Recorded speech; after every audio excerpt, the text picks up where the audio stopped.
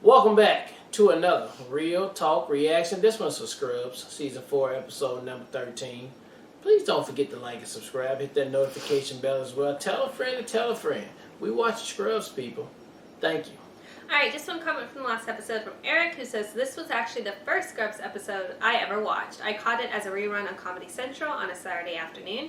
Not knowing anything about the characters, I was still hooked in by the story and the style of humor, and the ending payoff sold me completely on the show. Revisiting it later and knowing who everyone is, it's still one of my favorites. Great reaction, as always. Okay. Alright, let's jump into the next episode right now.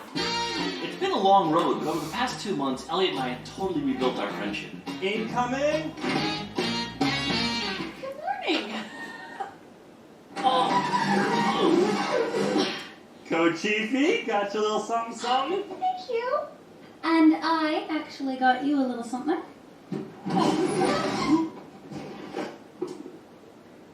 A magnifying glass? Yes. For these. You got the tiny Post-its! Oh, awesome! For a tiny bulletin board. And I have a dentist appointment that got moved to Tuesday at 4 p.m. Don't floss before you come in. It makes your gums bloody. Oh! Bottom line, together, Elliot and I are the greatest co-chief residents of all time. You two are, without a doubt, the worst co-chief presidents of all time. In case you haven't noticed, we've got ourselves one hospital chock full of monkey interns. And newsflash, your job is to catch whatever they're flinging. Coffee talk, ladies, is now officially over. Get your asses to work now. Cream? Please. Yep, not even Dr. Cox could face us, because we had every facet of this job down. We figured out a fair way to schedule all the intern shifts. Okay, whoever gets Dr. Reed's scrub top back to her first doesn't have to work this weekend. Commence the scuffle. It's a break today.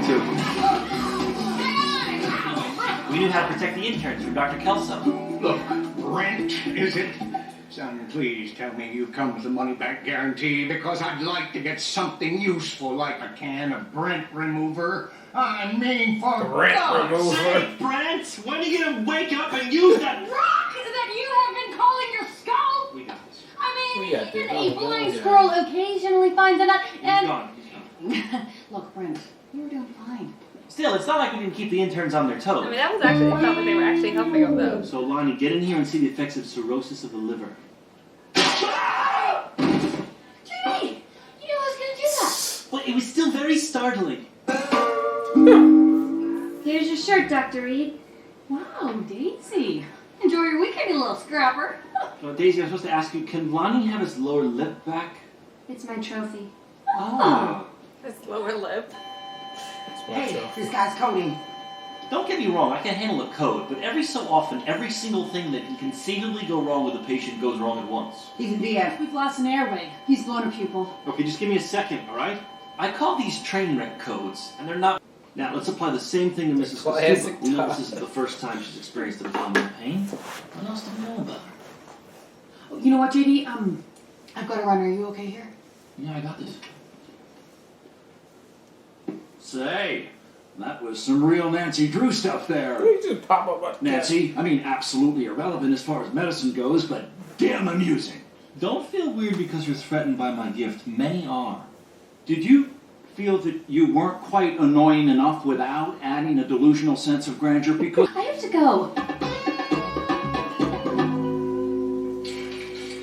Baby, don't be mad. You know about surgeons. We're hammers. And our patients are nails. And hammers don't get to know nails. They hammer them. Why? Because hammers. For the last time, Turk, I'm not going to call you the hammer. Look, I was trying to make a point to my nurses, and I needed you to back me up. No, but none of the other hammers get to know their patients. Yeah, well, none of them get to do what you did to me last night, either. Come on, puppy. Give it to me. See? When I clap my hands at the same time, it looks totally real. I know. Let's go freak out, JD. freak out, JD. Fine, I'll try. One condition. Give me some. God. I think it, and she does it. What did you say? Oh, I think it. Ophelia, I figured it out. All right, who's got Dr. Cox's pager number? Oh, who am I kidding? I got my Perry's pager song. Dr. Cox at my door, pager 324. There it is. Laverne, I'm gonna need you to get Mrs. Kasuba started on IV dextrose and hematin. Dr. Reed already ordered that. She what? You know, Judy, I've got to run. Are you okay here? She figured it out before me. There are a lot of things that can knock a guy on his ass. All right, now before we start, just in case my wife asks, and she probably will, what did this guy do to get his foot cut off? Whether it's catching a glimpse of what the future might hold, He has diabetes.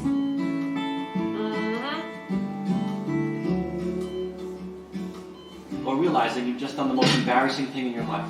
Stupid janitor, stupid, stupid, stupid, stupid, stupid. But even that's not as bad as it can get.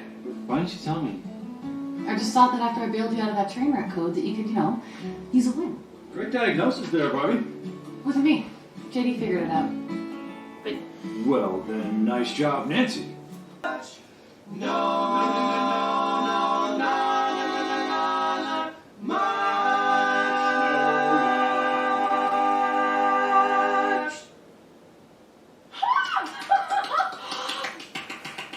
Yeah. Well, you win. Woo. Your band didn't even sing yet. Oh, You know, we can't this stop that. is you win. Woo! Oh, come on, janitor. For me.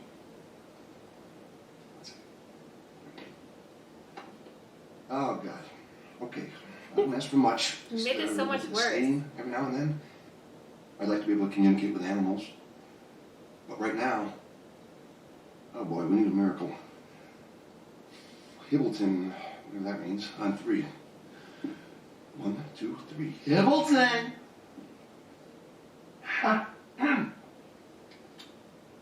Being who you are. Or keep enjoying that little crush of yours. To you. Cheers. What do you say we go for the first ever triple giant doctor? Oh, Elliot, that's impossible. I mean, I know you've got strong legs and you... I need you to place an IV on the second floor, room 208. Oh my god. I'm the world's most giant doctor. No help. Real help. Sure. Yeah. That doesn't work right there, babe. Why did I stop when you guys catch me? Smart going for it anyway.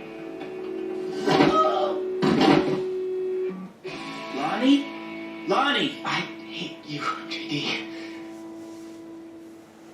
Alright, that was episode 13 of Scrubs, and what saved this episode for me was, of course, Dr. Cox coming through being as good as he can always be, just throwing the shots right through the heart, and I love every minute of it. It's just freaking hilarious.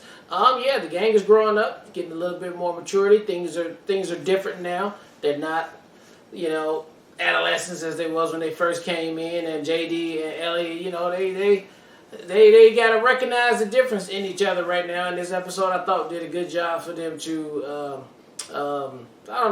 come to the same eye to eye and respect each other as they should at this point in time in their career. They're both really, really good at what they do. So, I think this episode did a good job, showcasing that. But the funny was obviously Dr. Cox bringing it for me, and so that kept me afloat with that one. So, can't wait to see what they got next. Yeah, I thought Dr. Cox had all the lines this episode, so I thought that was really great. I do, I said this before on a previous episode, but I really appreciate the growth specifically Elliot has. I don't feel like JD's grown at all. Yeah, he's still if I'm thinking about it over the seasons, I don't see a lot there, whereas Elliot absolutely has grown, and it's great to see the way that she handled this episode too with such grace, as far as she could have been all up in JD's face and throwing it in his face too, as she didn't.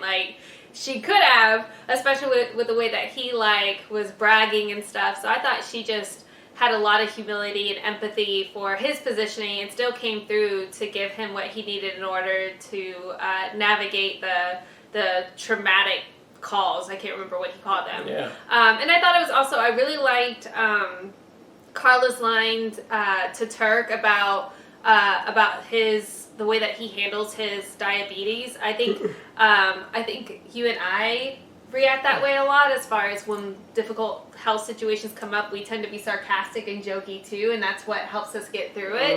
And I see that mirrored in the way that Turk deals with it, and I love the line that she used as far as like, I don't know what I would do if you were owned by a situation like that versus the way that you decide to deal with it. So I just thought that was a really great moment that she recognized that in him, and I saw a lot of us in that too. So all in all, really good episode. Look forward to the next one. All right, well, look, thank you guys again for watching another Real Talk reaction for Scrubs Season 4, Episode 13. And until next time, people, peace.